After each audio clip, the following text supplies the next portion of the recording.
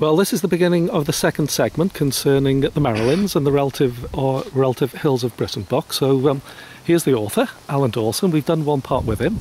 If I could pass the book to Alan, just to hang on to. Now, the first part, Alan, we sort of explored a little bit about you, what you've sort of done in your life leading up to the Marilyn compilation. Mm-hmm. And also we ended off talking about starting to compile that list, I think, was it 1986? Yes, it would. Now, straight from the outset, did you know that this compilation was going to be to the whole of mainland Britain, or?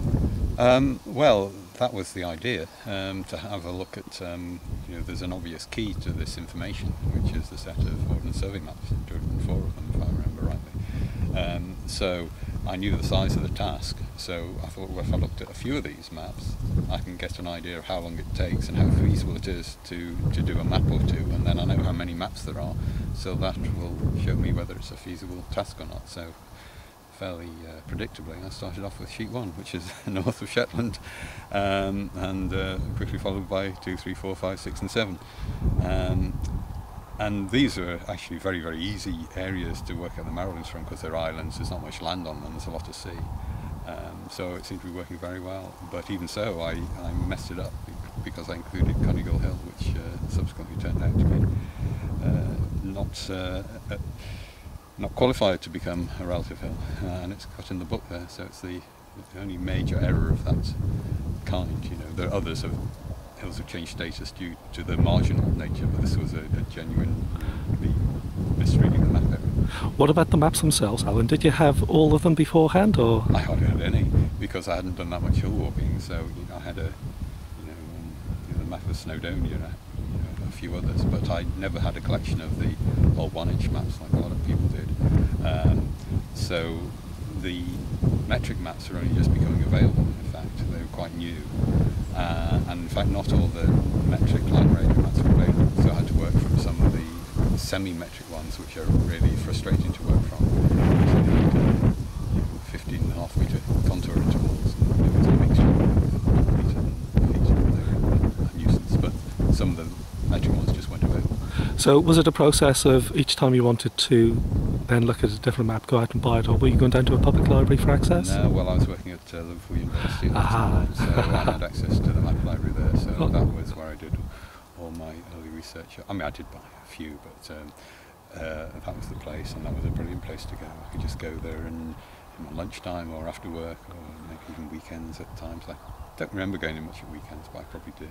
So, and yes, just got all these maps out on the map tables and studied them. So the original list, was that handwritten? I would have, I mean, I didn't have a laptop computer, so what I would do would be write the details down on paper in the map library, and then go back to the computer lab and type it up into the IBM mainframe. Do the original notes still exist? Oh, I would think not, no. No? No? No? No, I threw all that stuff away years ago. And what about the mapping that you were originally working from, the scale? Yeah, I only looked at 1 to 50,000 maps for most areas, and in fact that was good enough to work out for the vast majority whether a hill would qualify or not. So I only had to look at the larger scale maps for the marginal cases where it wasn't clear from the land ranging maps. And when you say larger scale, would that be 25,000 or 10? 25,000, well, there were some 1 to 10,000 maps available, but not the full set, so I didn't look at them while I was compiling the book. I just worked mainly from the 1 to 50,000 and a small number of 1 to 25,000. How long did it take? Any idea from the day you started to the day that you completed the compilation? It was 2 to 3 years. I'd more or less finished it by 1989, so the most it could have taken was 3 years. Of course I was working full time, so I suppose I spent quite a bit of my spare time, mainly evenings I think, doing that.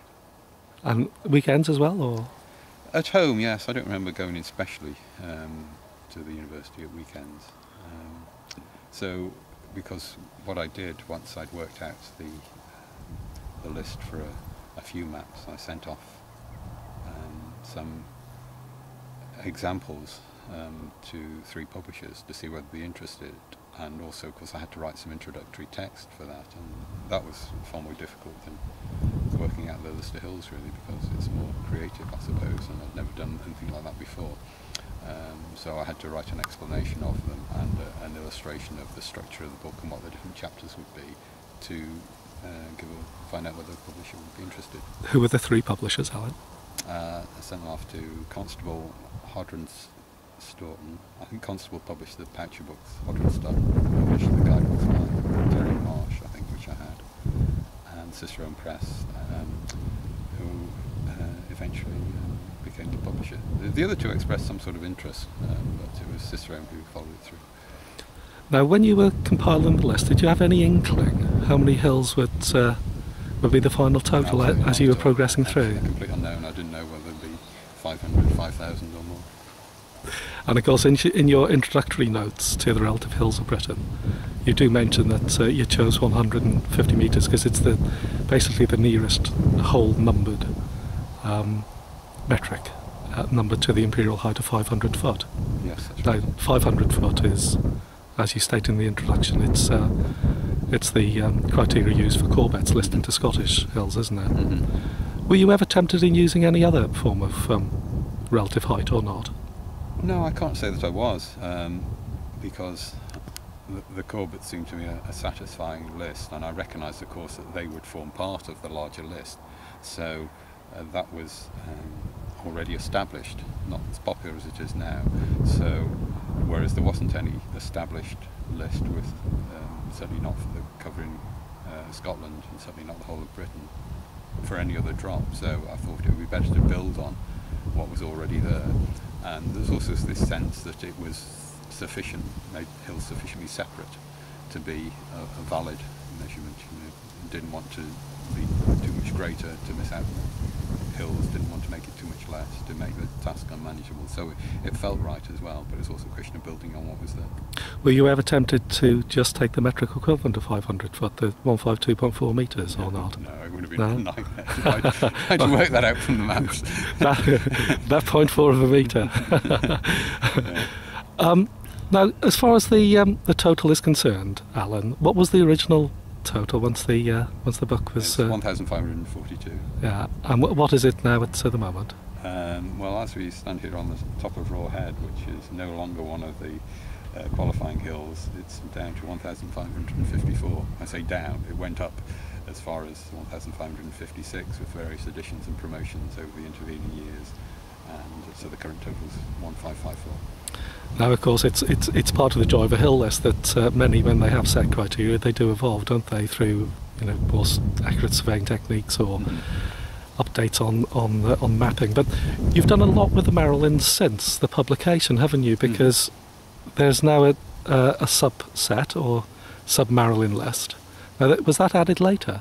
Yes, it's not a subset; it's an extra. It's a superset, I suppose. It's all the hills that have from 140 to 149 metres drop rather around, not quite 150. So that came along later. I didn't compile them at the time, and the reason I did that was because various people started corresponding with me and pointing out hills which could or may not qualify, and sometimes they did. So I thought, well, we need to get all the near misses in here so that they'll be published, and then that will help deal with inquiries, I suppose, as well as provide. I never thought at the time these would come in useful for people who've done all the Marilyns.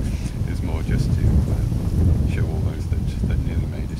And of course, you've now added a drop to them all, haven't you, via the RHB file database? Yeah, I mean that was probably the biggest omission from the original book, that I didn't include that information. And not didn't include it, I didn't calculate it. What I did was simply work out whether a hill had 150 metres or more, and if it did, it was in. So I didn't record the precise drop figure. I did later go back and do that, and that's when I later looked at all the 1 to 10,000 maps. It's quite a big task in itself, but that came along later. Well, we've got about 20 seconds left, Alan, so it's going to be a very quick answer, if there is an answer. What about the future for the Marilyns? Well, I very much hope that someone will finish them all before too long by going to St Kilda. Well, Alan, it's been a great pleasure to meet you today, and many thanks for doing these two clips, one laying the background to do with the Marilyns and the second one concerning the Marilyns. So, Alan Dawson, many thanks. It's been a pleasure, Murdos.